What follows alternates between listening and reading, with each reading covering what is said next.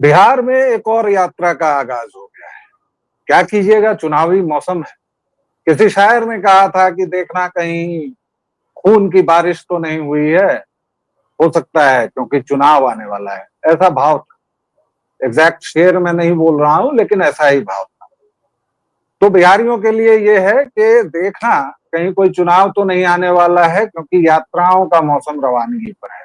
एक यात्रा प्रशांत किशोर कर रहे हैं पिछले 2 साल से लगातार, और ठीक ठाक टक्कर देने की स्थिति में आ गए हैं, जैसा कि उनके लोग या मीडिया दावा कर रहा है। एक यात्रा कल से शुरू हुई है, और उस यात्रा पर विडंबना भी मुस्कुराकर कोने में रह जाती है। आश्चर्य भी आश्चर्यचकित हो जाता है, चित्रलिखित सा खड़ा रह जाता है, क्योंकि उस यात्रा में घोषित अपराधी, सजा याफ्ता, सजाशुदा लालू प्रसाद यादव, जो अपने बीमार होने का हवाला देकर जेल से बचे हुए हैं, वह मंचस्थ होते हैं, जिन्होंने यह लिख कर दिया हुआ है कि मैं राजनीतिक गतिविधि नहीं करूंगा। पता नहीं कल कौन सी मजहबी कार्य वहां हो रहा था, कौन सी उम्मा की मीटिंग थी जहां पर वो गरजे और उन्होंने कहा चोरों को भगाइए। उसके पहले शायद चारा लगाना भूल गए। इसके साथ ही उनके बगलगीर थे राहुल गांधी, जो खुद जमानत पर चल रहे हैं। पूरा परिवार उनके जमानत पर है। एक शायद प्रियंका जी जमानत पर नहीं है, वरना राहुल जी जमानत पर हैं, उनकी माता जी जमानत पर हैं, उनके जीजा जी जमानत पर हैं। ये लोग संविधान बचा चुके हैं, क्योंकि संविधान का गुटका संस्करण कल की भीड़ में नहीं दिखा, या शायद दिखा हो, मैंने ध्यान नहीं दिया होगा। तो संविधान बच गया है। फिलहाल ये लोग वोटर्स की चोरी, वोटों की चोरी को रोकने निकले हैं। इलेक्शन कमीशन, एक संवैधानिक संस्था पर जिस तरह के हमले राहुल और तेजस्वी कर रहे हैं, वह गौर करने लायक। क्योंकि जब संवैधानिक संस्थाओं पर आप हमला करते हैं तो इस देश के निजाम पर हमला करते हैं, और वह किसी व्यक्ति की या किसी एक संस्थान की बात नहीं होती है, वह उस पूरे ढांचे की बात होती है। स्वर्गीय प्रधानमंत्री अटल जी की बात याद आती है। पार्टियां आएंगी जाएंगी, राजनीति होगी नहीं होगी, सत्ता आएगी जाएगी, लेकिन ये देश रहना चाहिए, इस देश का लोकतंत्र रहना चाहिए। मैंने ये भूमिका बांधी है, और आप जानते हैं कि मैं कम बातें करता हूं, विशेषज्ञों को बुलाता हूं। तो हमारे साथ हैं शशि शेखर जी, वरिष्ठ पत्रकार हैं, राजनीतिक विश्लेषक हैं, और आईटीआई के धुरंधर रहे हैं, अभी भी हैं। इनकी बहुत चर्चित किताबें भी रही हैं। हमसे थोड़ा पॉलिटिकली ये विभिन्न कोण पर हैं, दूसरे कोण पर हैं, इसीलिए मैंने अपनी भाषा को भी थोड़ा सा संयत रखा है, क्योंकि इनका आग्रह रहता है कि आप जितनी कठोर भाषा बोलते हैं वैसी मत बोला कीजिए। लेकिन खैर, आज हम इनसे बिहार में अगले 2-3 महीनों में क्या होने वाला है उस सीरीज की शुरुआत कर रहे हैं। उस क्रम में आज पहली वार्ता है। शशि जी, यात्राओं पर यात्रा, कैसी यात्रा ऐसी यात्रा, और संवैधानिक संस्थाओं पर हमला, हमारी बातचीत का थीम यही रहेगा। शुरू करते हैं, बिस्मिल्लाह कीजिए। देखिए, आपने बात की शुरुआत जो है एक शेर से की है। वो शेर कुछ यूं है कि सीमा पर तनाव है, देखो कहीं चुनाव है क्या।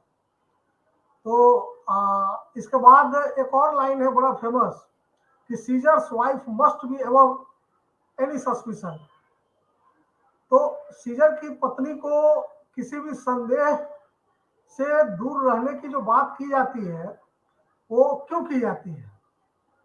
तो ये जो वोट को लेकर के, मतदान को लेकर के, वोटर लिस्ट को लेकर के पिछले लगभग 1 साल से, दिल्ली चुनाव के वक्त से 2025 का ही जो चुनाव था, अरविंद केजरीवाल ने जो वहां पे आरोप लगाए थे, वो भी सुप्रीम कोर्ट जाने की कोशिश कर रहे थे, लेकिन वहां कुछ हो नहीं पाया। इस वक्त अभी फिर से वो मामला गर्म है, और अब जब आप देख रहे हैं कि कल से सासाराम से वो शुरू हो गई है रैली, तो आपने कहा ना कि संविधान, अटल जी की बात आपने कही, तो अटल जी ने सिर्फ यही नहीं कहा था, उनका बड़ा एक फेमस कोट था कि राजधर्म का पालन होना चाहिए। राजधर्म का पालन का मतलब है कि जो राज्य से जुड़ी संस्थाएं हैं वो भी एवं सस्पिशन होना चाहिए। If any doubt make it out. आप उसको प्रेस कॉन्फ्रेंस करके खारिज करते हैं तो आप असल में उस संदेह को और मजबूती देते हैं। अब वक्त की बात है कि आज चुनावी राजनीतिक रूप से एक बड़ा जो हिस्सा है वो आपके समर्थन में है, लेकिन वो हमेशा नहीं रहेगा। लेकिन इससे नुकसान किसका होगा? उसी का होगा जो बात आप कर रहे हैं, संवैधानिक प्रक्रियाओं का होगा, संवैधानिक संस्थाओं का होगा। और मैं आपको यह भी याद दिला दूं कि सुप्रीम कोर्ट से बड़ा कुछ तो होता नहीं है इस देश में, लेकिन आपातकाल के दौरान एक जज साहब थे और क्या क्या हुआ था ये आपको अच्छी तरह से याद है। फंडामेंटल राइट्स को लेकर क्या हुआ था। तो ये मान लेना कि आप संवैधानिक संस्था है तो आप किसी भी सस्पिशन से परे हैं, ये मुझे लगता है एक ओपन हैंड देने जैसा है। ऐसा नहीं होना चाहिए। लोकतंत्र में और जो भारतीय संविधान ने जो एक रूपरेखा फ्रेमवर्क बनाया है उसमें सबसे ऊपर जनता को रखा है, पब्लिक को रखा है। हम भारत के लोग, we the people of India. तो we the people of India, मैं ये कह रहा हूं कि सवाल जब कुछ उठता है तो जरूरी नहीं कि वह सवाल मेजोरिटी का हो। मेजोरिटी मतलब मैं नंबर की बात कर रहा हूं। वो सवाल माइनॉरिटी भी हो सकता है, वो कुछ लोगों का भी सवाल हो सकता है, लेकिन वो कुछ लोगों का सवाल है इसलिए उसको खारिज कर दिया जाए, ये अच्छी बात नहीं है। मैं फिर अटल जी के शब्दों में कह रहा हूं, ये अच्छी बात नहीं है। सरकारें वाकई आएंगी और जाएंगी, सत्ताएं बदलती रहेंगी, कोई यहाँ अजर अमर होकर आया नहीं है। और विपक्ष संसद में बोले तो आप सुने नहीं, सड़क पर उतरे तो आपको अच्छा नहीं लगता, तो फिर विपक्ष रहित निष्कंटक राज तो नहीं मिलने वाला किसी भी लोकतंत्र में। यही तो ताकत है। वो गलत है सही है फैसला अंतिम जनता को करना है। बिहार विधानसभा चुनाव में भी फैसला होगा, लेकिन जिस तरीके से पिछले एक महीने से इसको लेकर के एसआईआर को लेकर के बातें हो रही है, मामला सुप्रीम कोर्ट में गया है, सुप्रीम कोर्ट ने जिस तरह से इसको रेक्टिफाई किया है अब तक, और अभी इस पर सुनवाई चल ही रही है। 22 तारीख को फिर सुनवाई है। आधार कार्ड को जोड़ा है, 65 लाख लोगों के नाम कटे हैं, 20 लाख लोग मृत बताए जा रहे हैं। और आप बिहार से, आप भी हैं, बिहार से मैं भी हूँ। पलायन का दर्द, पलायन का दंश क्या होता है ये आप बेहतर समझते हैं। वो जो पलायन करके लुधियाना, पंजाब, दिल्ली, मुंबई, गुजरात, हरियाणा गया हुआ है, वो बेचारा नहीं आएगा। वो आपको पता है कि वो दिवाली छठ में आता है, कभी कभी संयोग से चुनाव भी उस वक्त होता है, वो वोट भी डाल के जाता है। ऐसे लोगों के भी नाम कटे हैं, तो ये तो गलत हुआ है। और आधार जी नहीं आप पूरा कर लें प्लीज। आधार जैसे महत्वपूर्ण दस्तावेज जिसको बनाने में अरबों खरबों रुपए लगे, जिसको आपने मैंडेटरी किया, उसको आपने इसमें नहीं लिया। अब आपका ये तर्क हो सकता है कि भाई घुसपैठियों ने भी आधार बनवा लिया है, तो मैं तो कहता हूँ घुसपैठियों ने एसेट भी क्रिएट कर लिया है, लैंड भी ले लिया है, नौकरी भी ले ली है, क्या करेंगे उसका? अब उसके लिए तो आपको एक दीर्घकालिक रणनीति उपाय अपनाना होगा, एक एक पहचान करनी होगी। लेकिन मंशा आपकी वो नहीं है। अभी प्रधानमंत्री जी ने लाल किले के प्राचीर से कह दिया कि घुसपैठिए हमारे बच्चों का रोजी रोजगार छीन रहे हैं। अरे भैया आप रोजगार दे कहा रहे हो तो छीनेंगे? 50 लाख सरकारी नौकरियां स्टेट को मिला दे और असैनिक पोस्ट 7 लाख, ये 7वें वेतन आयोग की मैं बात कर रहा हूँ, केंद्र सरकार के रिक्त पड़े हुए आज भी।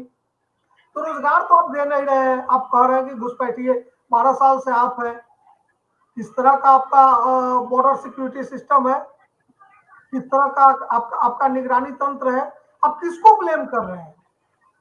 जी तो अगर मैं ये नहीं कह रहा कि ये समस्या नहीं है, हो सकती है। और मैं आपको एक बहुत दिलचस्प बात बताता हूं, जो वोटर लिस्ट का हेर फेर होता है बिहार में आज से लगभग 15-17 साल पहले, लगभग 15-16 साल पहले एक शिक्षक नियुक्ति हुई थी 34,540 शिक्षकों की। मैंने जी उसका पीडीएफ लिस्ट निकाला और मात्र एक सप्ताह अपने दफ्तर में बैठे बैठे उसको रीड किया और 50 नाम मैंने ऐसा निकाले जो रिपीटेड थे। नाम वही, पिता का नाम वही, और वो 4 जगह है। तो ये गलतियां होती हैं, लेकिन इन गलतियों को आप स्वीकारिए, उसको रेक्टिफाई करिए, बजाय इसके कि आप एक कार्ड खेलने लगे, विक्टिम वुड कार्ड खेलने लगे, या फिर आप उस आवाज को बिल्कुल ही डिस्क्रेडिट करके खामोश करने की कोशिश करिए। ठीक नहीं है जी, ये ठीक नहीं है, डिस्क्रेडिट करना ठीक नहीं है दर्शकों, समझ रहे हैं आप। लेकिन आप बिहार में एसआईआर के विरोध में रैली निकाल लेंगे, फिर आप कहेंगे कि चुनाव आयोग ने वोट चोरी कर ली, तो चुनाव आयोग तो वोटों को ही रेक्टिफाई करने की कोशिश कर रहा है। अगर मुख्य चुनाव आयुक्त प्रेस कॉन्फ्रेंस करके आपके लगाए तथ्यहीन आरोपों का, और तथ्यहीन मैं इसलिए बोल रहा हूं शशि जी कि 17 दिन, आज 18 दिन बीत गए हैं, एक माई के लाल ने एक शुद्धि पत्र के लिए आवेदन नहीं किया है, एक आपत्ति नहीं दर्ज की है। अगर सभी राजनीतिक दलों के बीएलओ को जोड़ दिया जाए तो लगभग 1-1.25 लाख बीएलओ हैं, केवल बूथ एजेंट्स हैं केवल। आपको चुनाव आयोग ने पूरा समय दिया हुआ है, लेकिन तब आप नहीं करेंगे और आप डिस्क्रेडिट हो चुके हैं।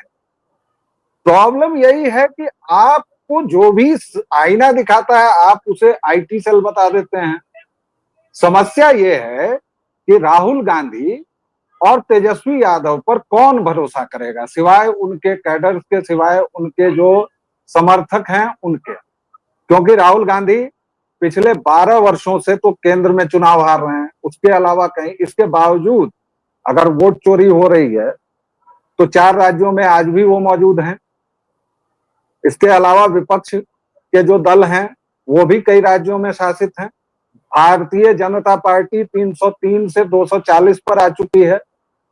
और इस पर अगर राहुल गांधी जैसा नेता प्रतिपक्ष ये कहता है कि ये जानबूझकर किया जा रहा है, सोशल मीडिया चला रहे हैं क्या आप, रील बना रहे हैं, आप कितने अगंभीर आदमी हैं यार। आपको बोलने के समय ये होश नहीं रहता है कि आप क्या बोल रहे हैं, कि सरकार ने जानबूझ के कुछ इलाकों में हमें जितवा दिया है। आप जिस बेंगलुरु म्यूनिसिपैलिटी का हवाला दे रहे हैं वहां पर आपकी सरकार है, सारा उस समय सारा का सारा तंत्र आपका था। आपका एमएलए जब इस चीज को दिखाता है आप उसे निकाल देते हैं। विपक्ष में थोड़ी देर समाजवादी पार्टी की बात कर लें, पूजा पाल ने थोड़ी सी बड़ाई क्या की, मतलब आप अपनी तरफ से करें तो सब कुछ, कि मतलब विरोधी दल का अगर मुख्यमंत्री है, अगर उसने कुछ अच्छा काम किया है और मेरी नेत्री ने उसकी बड़ाई कर दी तो हम उसको निकाल देंगे। तो डिस्क्रेडिट तो पूरा विपक्ष है सर। आप इसको आईटी सेल कह के खारिज कर दें, आप इसको भाजपाई गुंडे कह के खारिज कर दें, कोई प्रॉब्लम नहीं है। लेकिन कभी ईवीएम, कभी सुप्रीम कोर्ट तक पर राहुल गांधी ने उंगली उठाई है। ये क्या मामला है? आप किसी एक मसले पर, आप सारी संवैधानिक संस्थाओं, क्योंकि आप सत्ता में नहीं आ रहे हैं, आप अपने गिरेबान में, ये तो वही बात हुई कि चेहरे पर धूल थी और मैं आईना साफ करता रहा।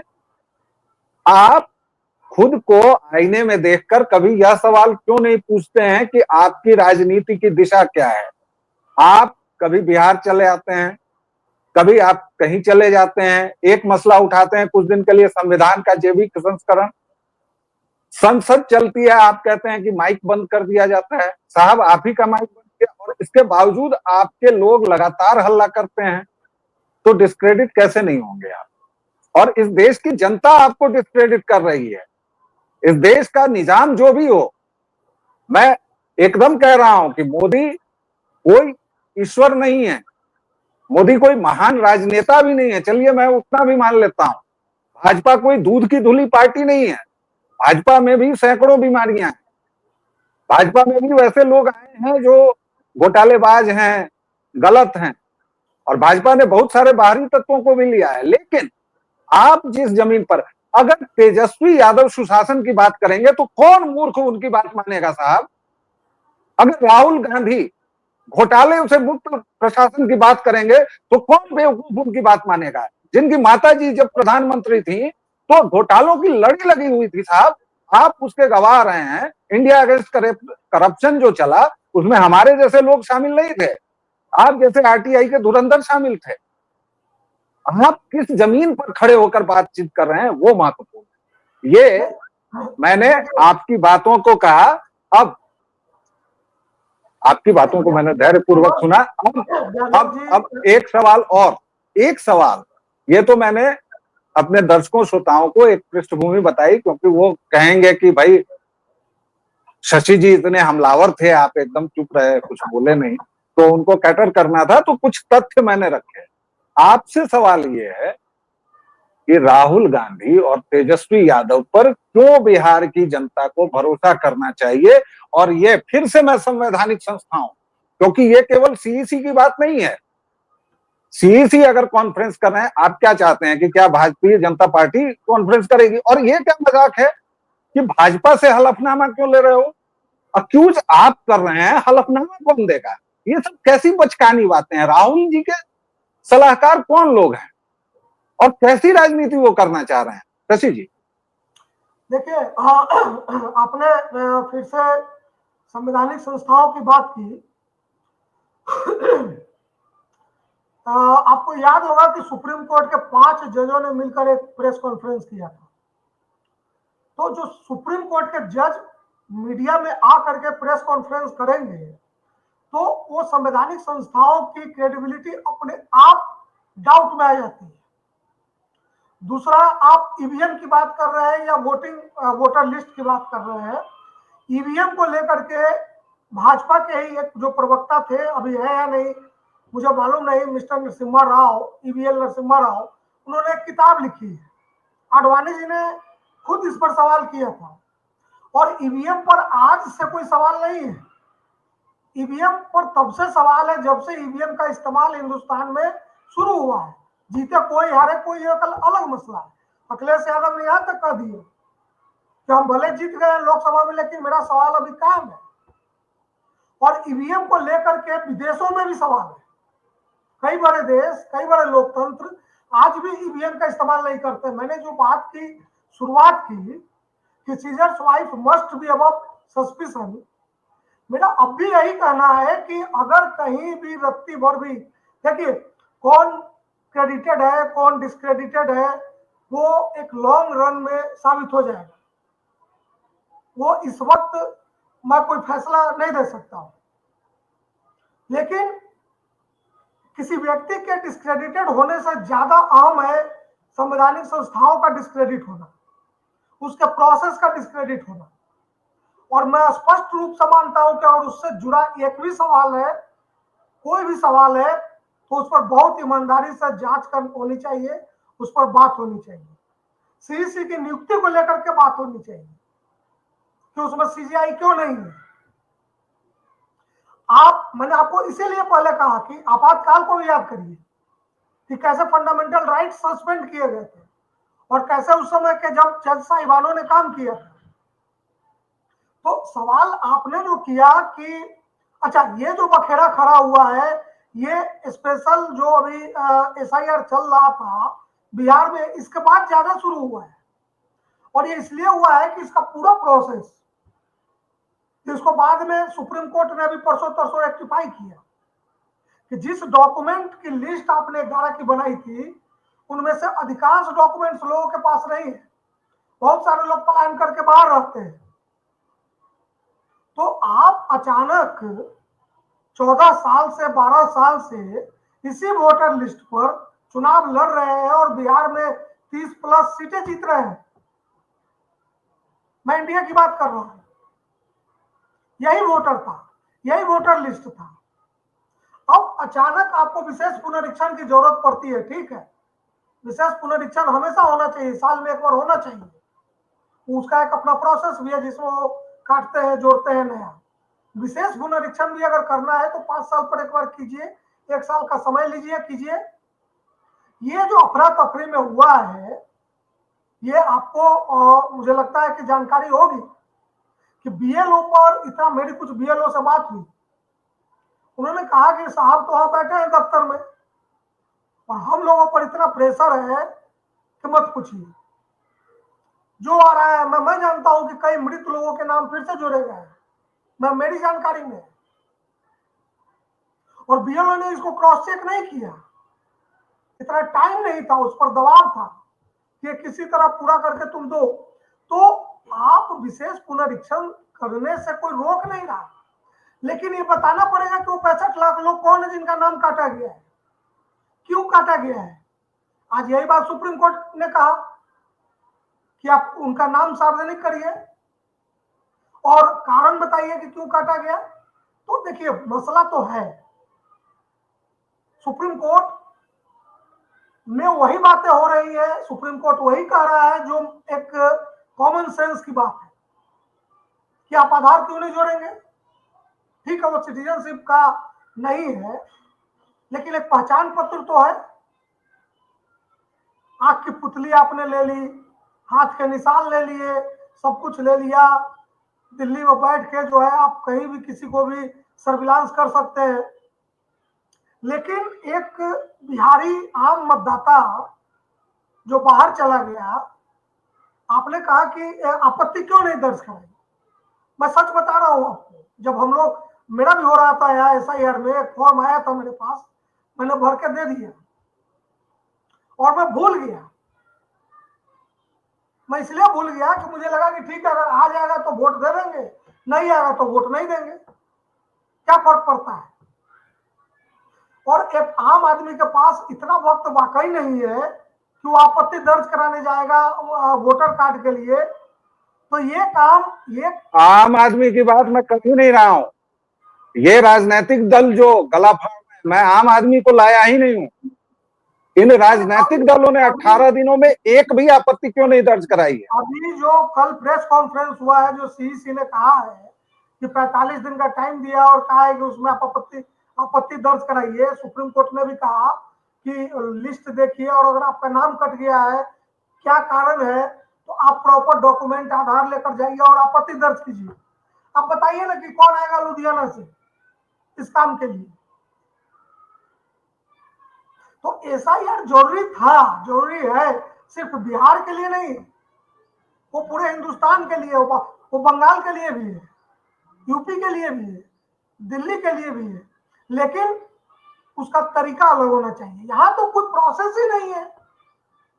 इल्हाम हो रहा है रात को और सुबह इम्प्लीमेंटेशन हो रहा है, टाइम दे रहे हैं 30 दिन 40 दिन। अरे 14 करोड़ आबादी है भाई बिहार की। करोड़ नहीं, ये गलत है शशि जी, आप भी जानते हैं। 4 करोड़ बिहारी बाहर लाद जाए जूता खा के जैसे तैसे जी रहे हैं। 14 करोड़ कहाँ की आबादी है, 10 करोड़ है। मैं वही कह रहा हूँ कि इतनी बड़ी आबादी है, 130 से 140 करोड़ आबादी है। देखिए शशि जी, एक और बात बता, क्यों डिस्क्रेडिट है, क्यों इन नेताओं को जनता गाली दे रही है। एक बहुत बड़ा हल्ला हुआ था, सुनिए, एक बहुत बड़ा हल्ला हुआ था तेजस्वी यादव के समय में, जब वो उप मुख्यमंत्री थे, तथाकथित जातिगत सर्वेक्षण। उसमें इन लोगों ने कहा कि बिहार के मात्र कुछ लाख लोग, 1-2 लाख लोग बाहर रह रहे हैं। इससे हास्यास्पद बात आपको लगती है? नहीं, ये गलत है, बिल्कुल गलत है। इससे हास्यास्पद बात नहीं लगती है? आपने बीजेपी प्रवक्ता की किताब की बात की, दर्ज की। 3 साल पहले यही विपक्षी दल सुप्रीम कोर्ट में, उसी सुप्रीम कोर्ट में गए हैं, कहा है कि आधार को आप कैसे लिंक कर देंगे साहब वोटर आईडी से। और जब सुप्रीम कोर्ट ने कहा कि नहीं करना है, सुप्रीम कोर्ट को भी ध्यान देना चाहिए कि वो कब क्या बोलता है। तो ये नाचते गाते आए कि हमने मोदिया को हरा दिया, मोदिया को हरा दिया। यार आप एक लीक पर नहीं चल रहे हैं। 3 साल पहले आप उसी आधार को हटाने के लिए जिंदा थे, अब आप उसी आधार को ये कर रहे हैं। बिहार में आप एसआईआर का विरोध कर रहे हैं, राष्ट्रीय स्तर पर आप कह रहे हैं कि सीईसी ने वोट चोरी कर लिए या ईसी ने वोट चोरी कर लिए। आपके इतने कॉन्ट्राडिक्शंस हैं ना, और सोशल मीडिया के जमाने में जहां झूठ भी बहुत परोसा जाता है, लेकिन ये सब तो फैक्चुअल एरर्स हैं भाई। तो आपकी बात का जनता इसीलिए नहीं विश्वास कर रही है। बहरहाल शशि जी और मुझे यहाँ रुकना पड़ेगा, क्योंकि एक सीमा है, समय की सीमा होती है। दर्शकों श्रोताओं, इस गर्मा गर्म बहस से आपको ये समझ में आया होगा जरूर कि कुछ सवाल है, कुछ सवाल शशि जी के हैं, कुछ सवाल मेरे हैं। मैं सरकार का प्रवक्ता नहीं हूं, मैं पार्टी का प्रवक्ता नहीं हूं। शशि जी भी अब तक किसी दल के प्रवक्ता नहीं बने हैं, मतलब ऑफिशियली नहीं बने हैं।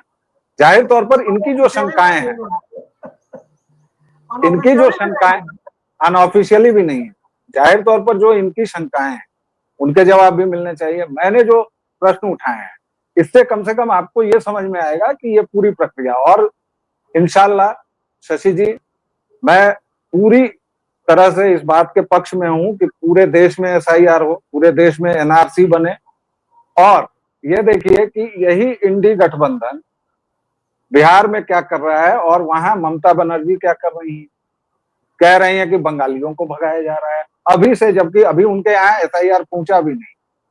तो दर्शकों श्रोताओं, इस तरह के कई सारे सवाल हैं, और मैंने जैसा कहा कि ये केवल वार्म अप था, हमने एक बैकग्राउंड बनाई। हम रोजाना कोशिश करेंगे शशि भाई से बातचीत करने की, अगर ये समय दे सकें, अन्यथा हम इनको सप्ताह में 2-3 बार तो खींच ही लाएंगे। इस बीच अगर आप लोगों के कोई सवाल जो खास तौर पर शशि जी से पूछना चाहते हो, जो खास तौर पर इलेक्शन की पूरी प्रक्रिया को, और मैंने आपको बताया कि RTI के दिग्गज हैं, सूचना के भंडार हैं, इसलिए सचमुच अगर कुछ आप जानना चाहते हैं, कुछ सीखना चाहते हैं, तो इनसे सीधे सवाल आप नीचे ड्रॉप कर सकते हैं डिस्क्रिप्शन में। इससे पहले की जो बातचीत हुई है हमारी SIR वगैरह पर, वो भी मैं डिस्क्रिप्शन में डाल रहा हूँ।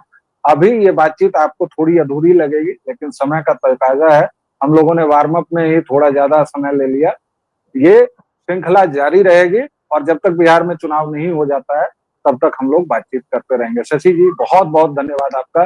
दर्शकों श्रोताओं, आप व्यालोक वाणी पर जिस तरह का स्नेह और प्रेम दर्शाते रहे, प्लीज दर्शाते रहिए। आपने लाइक शेयर सब्सक्राइब कर लिया है, प्लीज बेल आइकॉन दबा दीजिए, ताकि आपको यहाँ जो भी बहस हो रही हो, बातचीत हो रही हो, उसकी पहली सूचना मिले। इसी के साथ एक छोटा सा विराम लेंगे, फिर हाजिर होंगे।